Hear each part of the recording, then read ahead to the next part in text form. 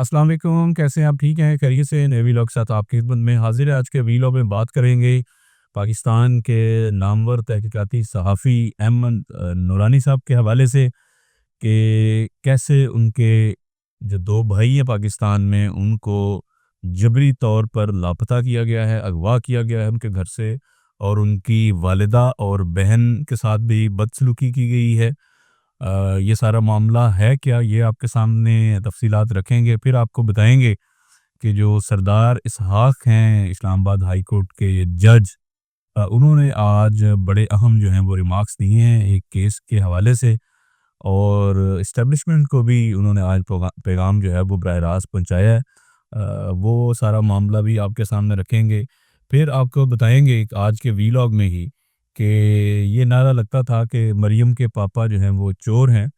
لیکن اب مریم کے بھائی جو ہیں ان کی چوری کے چرچے جو ہیں وہ پوری دنیا میں ہو چکے ہیں، اور بڑا نام کمایا ہے انہوں نے چوری میں۔ یہ معاملہ ابھی آپ کے سامنے رکھیں گے آج کے ویلاگ میں۔ تو شروع کرتے ہیں آج کا ویلاگ، اور اسی بات سے شروع کرتے ہیں۔ سردار اسحاق صاحب جو کہ اسلام آباد ہائی کورٹ کے جج ہیں اور ان 6 ججز میں شامل تھے، جنہوں نے خط لکھا تھا چیف جسٹس آف پاکستان کو، سپریم جوڈیشل کونسل کے ہیڈ کو، وہ بھی ظاہر ہے چیف جسٹس آف پاکستان ہی ہوتے ہیں۔ تو وہ خطوط انہوں نے لکھے تھے 6 ججز نے کہ کس طرح سے پاکستان کی جو خفیہ ایجنسیاں ہیں وہ براہ راست عدالتی امور میں مداخلت کر رہی ہیں، اور ہمیں ڈرایا دھمکایا جا رہا ہے، ہمارے رشتہ داروں کو اغوا کیا جا رہا ہے اپنے مرضی کے فیصلے لینے کے لیے۔ تو اس کے بعد پھر پاکستان میں ایک وبال جو ہے وہ مچا، اور اس میں پھر ججز کے خلاف بھی جو ہے وہ کارروائیاں ہوئیں، ان کے خلاف کمپین چلیں۔ کراچی یونیورسٹی کا کیس آپ کو یاد ہو کہ کیا کیا کچھ ہوتا رہا، پوری ٹرولی کی گئی ان 6 ججز کی۔ پھر اس کے بعد جو ہے وہ عدلیہ کو مینیج کرنے کے لیے 26ویں متنازع آئینی ترمیم آئی، اور اس میں پھر عدلیہ کو مکمل طور پہ جو ہے وہ تباہ و برباد کر دیا گیا، اور اسی میں یہ راستہ بھی نکالا گیا کہ جناب دوسرے صوبوں سے جج ٹرانسفر کر کے اسلام آباد ہائی کورٹ لے جائے اپنا لے کے آیا جا چکا ہے، اور سردار ڈوگر صاحب لاہور ہائی کورٹ کے کوئی غالباً 15ویں نمبر کے سینئر جج تھے، ان کو لا کر وہاں پہ اس وقت قائم مقام چیف جسٹس بھی لگا دی اسلام آباد ہائی کورٹ میں۔ اور یہ ساری مینوپولیشن جو تھی وہ اسی لیے کی گئی کہ کسی طور پہ بھی ان 6 چیزوں میں سے کوئی بھی جو ہے وہ چیف جسٹس اسلام آباد ہائی کورٹ نہ بن پائے، کیونکہ اس وقت جو تمام اہم ترین کیسز ہیں وہ اگر کہیں پہ پینڈنگ ہیں پی ٹی آئی یا عمران خان کے، تو وہ اسلام آباد ہائی کورٹ ہے۔ تو اسی لیے وہاں من مرضی کا بندہ جو ہے وہ چاہیے تھا، جو ان کے مطابق فیصلے کرتا، اور ایسا ہی ہوا، اور پھر سردار ڈوگر صاحب کو وہاں پہ لا کر بٹھا دیا گیا۔ اور سردار اسحاق صاحب نے آج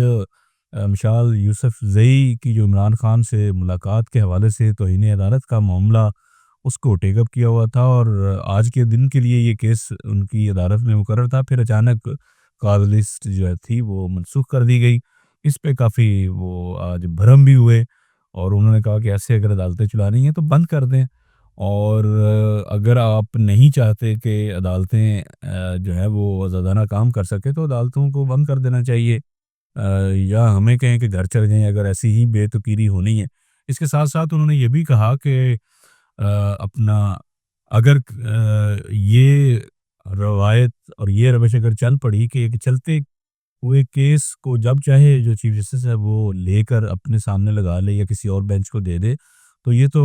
عدلیہ کے لیے تباہ کن ہوگا۔ کل کو کوئی کرپٹ چیف جسٹس آ جائے تو وہ پھر جون سا مرضی کیس اٹھائے اور اپنے سامنے یا کسی بھی اور بینچ کے سامنے مقرر کر لے، تو یہ تو پوری عدلیہ کے لیے تباہی کا باعث ہوگا۔ تو اس طرح اور بھی انہوں نے بڑے جو ہیں وہ سخت ریمارکس دیے، اور ساتھ ہی انہوں نے یہ کیس کل انہوں نے کہا جو بھی ہو یہ کل میری ہی عدالت میں لگے گا، اور غالباً ڈپٹی رجسٹرار کو انہوں نے ذاتی حیثیت میں طلب کیا ہے کہ آپ آ کر بتائیں کہ میری عدالت میں مقرر کیا گیا کیس کیسے کاز لسٹ سے منسوخ کیا گیا۔ تو بہرحال سردار اسحاق صاحب اس طرح کی باتیں پہلے جو ہیں وہ سینئر ترین جج سپریم کورٹ جسٹس منصور علی شاہ بھی کرتے رہے، اور ایک پھڈا بنا کیس کو جو بینچ کے سامنے مقرر کرنے کو لے کر، تو اسی طرح اسی نوعیت کا یہ معاملہ بھی ہے۔ اب دیکھتے ہیں اس حوالے سے کیا فردر ڈیولپمنٹ ہوتی ہے۔ کل سردار اسحاق صاحب کے سامنے اگر یہ معاملہ دوبارہ مقرر ہوتا ہے، ٹیک اپ ہوتا ہے، تو وہاں پہ کیا جو ہے وہ حکومت یا اٹارنی جنرل آفس کیا موقع وہاں پہ لیتا ہے اور یہ کیس کیا رخ جو ہے وہ اختیار کرتا ہے۔ آگے بڑھتے ہیں، آپ کو بتائیں کہ جناب پہلے یہ بڑا نعرہ کامن تھا کہ جو مریم کے پاپا چور ہیں، گلی گلی میں شور ہے، مریم کے پاپا چور ہیں، یہ نون لیگ کے جو سیاسی مخالفین ہیں یہ نعرہ لگاتے رہے۔ لیکن اب ایک بڑی ڈیولپمنٹ ہوئی ہے، ایک بڑی خبر سامنے آ رہی ہے برطانیہ سے،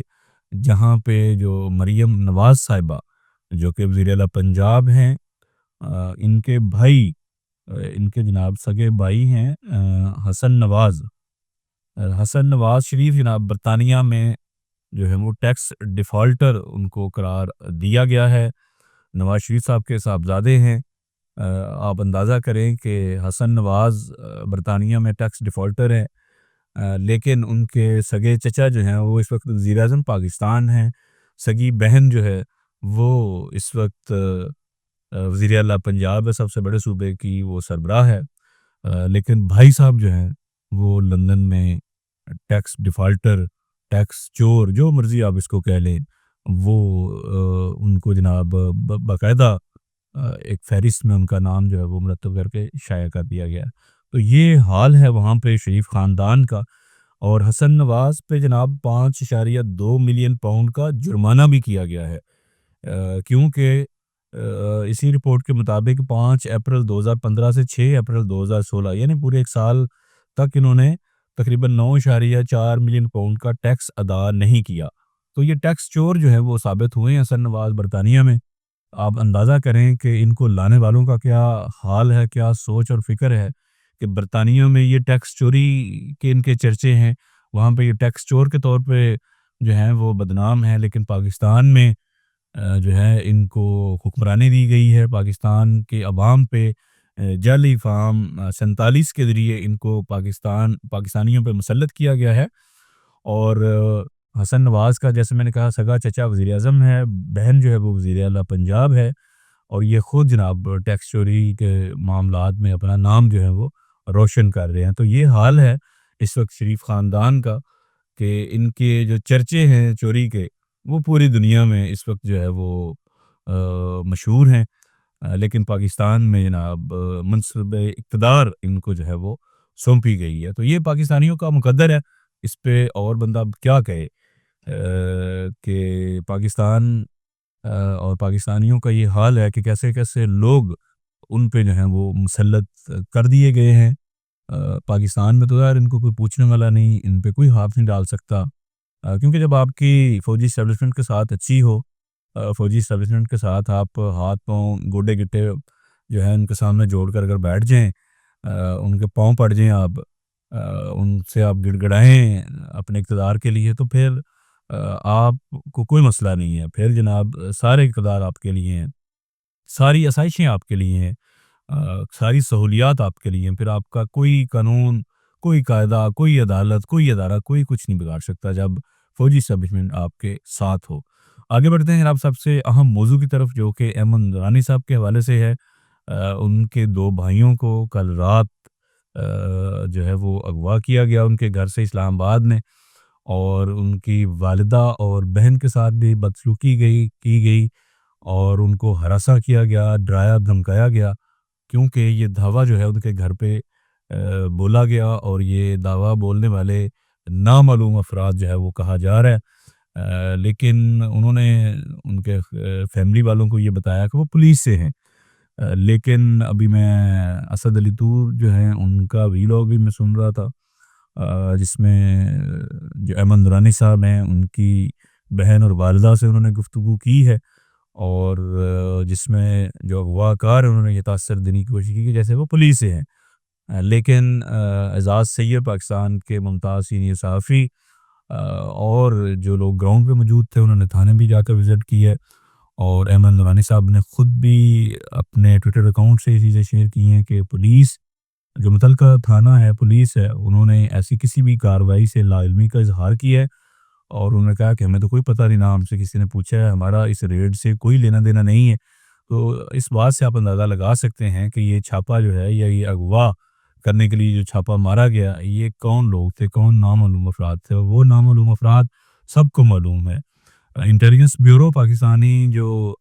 سویلین خفیہ ایجنسی ہے انٹیلیجنس بیورو، وہ آپ کو پتہ ہے عام طور پہ صحافیوں کو اغوا کرنے میں ان کا کوئی کردار نہیں ہوتا۔ اسی طرح جو ملٹری انٹیلیجنس ہے ایم آئی، اس کا بھی کبھی کوئی رول براہ راست کا بھی ہم نے آبزرو نہیں کیا کہ وہ صحافیوں کے اغوا میں وہ بھی براہ راست جو ہیں وہ ملوث ہوں۔ پھر آ جا کے جناب رہ جاتے ہیں number one inter services intelligence I S I. پھر خفیہ ایجنسیوں میں تو ہماری یہ پریمیئر جو انٹیلیجنس ایجنسی ہے یہی پھر رہ جاتی ہے، اور عام طور پہ جب بھی کوئی اس طرح کا جبری اغوا ہوتا ہے صحافیوں کے حوالے سے، ان کے رشتہ داروں کے حوالے سے، تو پھر عام طور پہ پھر جو اشارے ہیں وہ پھر ہماری پریمیئر انٹیلیجنس ایجنسی کی طرف ہی جاتے ہیں۔ اور یہ بڑی ہی افسوسناک صورتحال ہے کہ پاکستان کی جو پریمیئر انٹیلیجنس ایجنسی ہے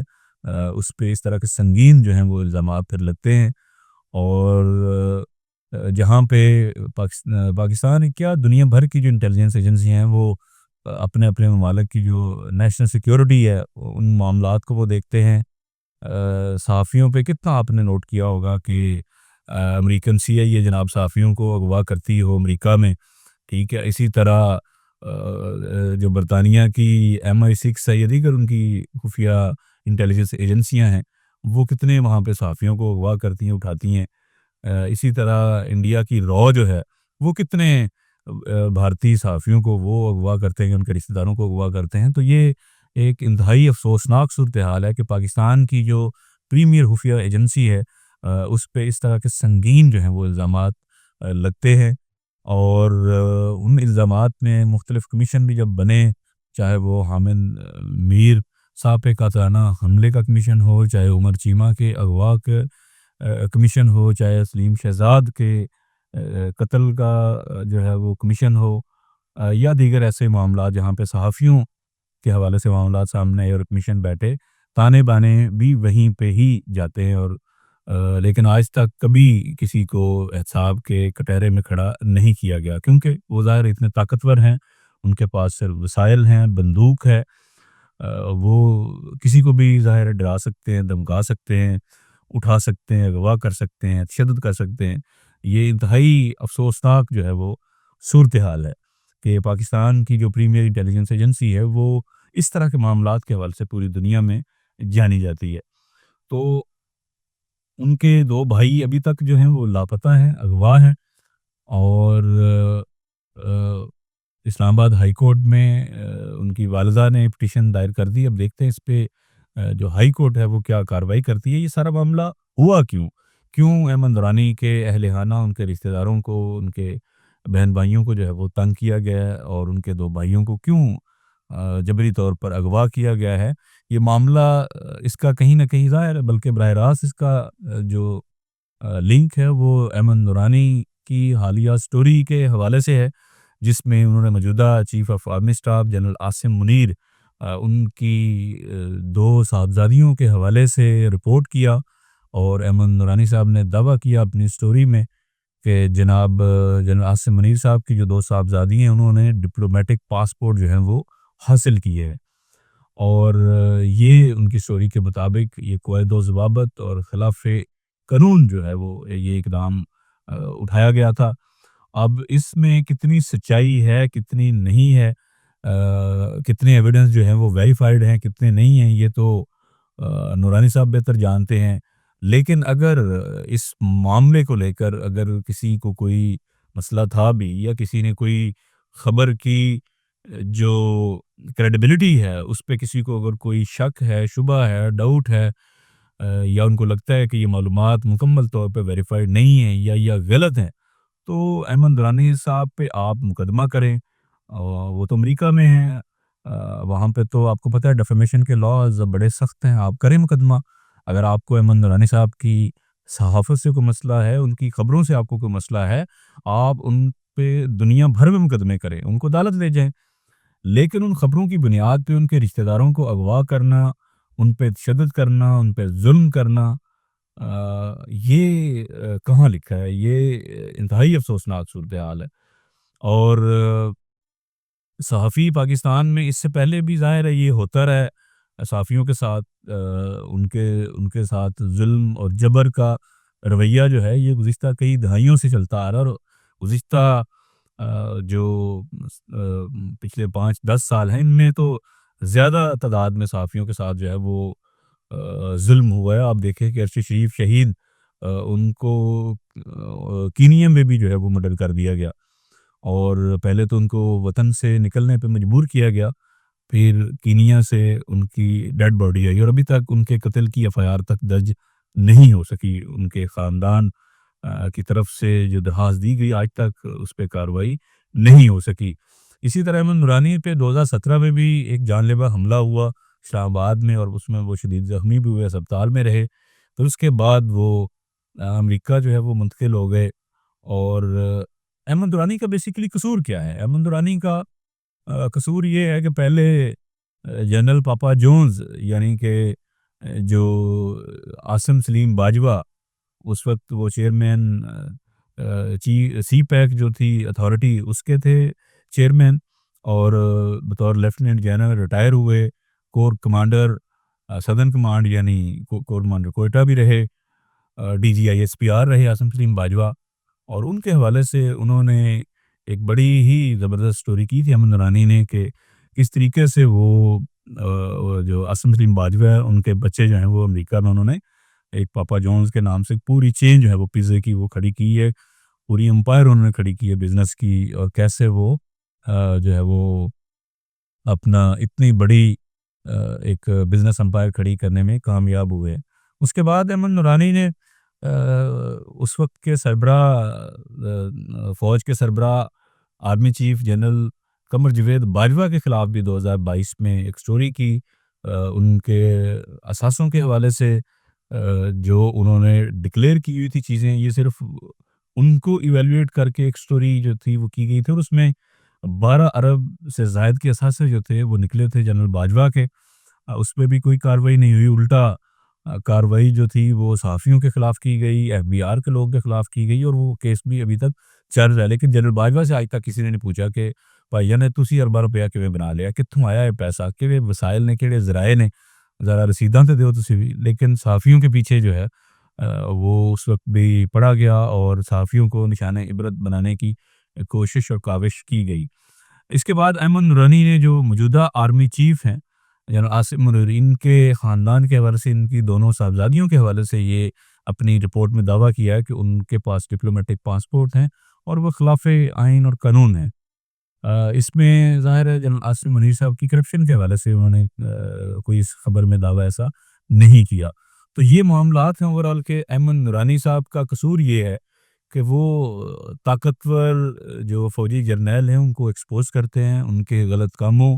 کو رپورٹ کرتے ہیں، ہائی لائٹ کرتے ہیں۔ پھر ظاہر ہے پھر پاکستان میں تو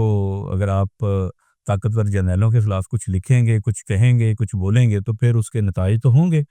اور وہ نتائج پاکستان میں صحافی جو ہیں وہ پھر بھگت بھی رہے ہیں۔ پاکستان آپ کو پتہ ہے پوری دنیا میں صحافیوں کے لیے خطرناک ترین ممالک کی فہرست میں ٹاپ پہ ہے، اور جہاں پہ ہر روز کوئی نہ کوئی واقعہ جو ہے وہ صحافیوں کے ساتھ پیش آ رہا ہوتا ہے، صحافیوں کو اغوا کیا جا رہا ہوتا ہے، پرچے ہو رہے ہوتے ہیں، قتل بھی بعض اوقات کر دیا جاتا ہے، لیکن کوئی پرسان حال نہیں ہے۔ اور اس کے ساتھ ساتھ جہاں پہ دہشت گردی کی ایک لہر ہے پاکستان میں، اور آئے روز نہتے پاکستانیوں کو اور سیکیورٹی کے لوگوں کو شہید کیا جا رہا ہے، وہاں پہ فوکس دہشت گردوں پہ ہونا چاہیے، اور ان کے سہولت کاروں پہ اور اس سارے معاملے پہ ہونا چاہیے۔ لیکن پاکستان کے اداروں کا فوکس جو ہے وہ صحافی ہیں، سوشل میڈیا کے لوگ ہیں، اور پی ٹی آئی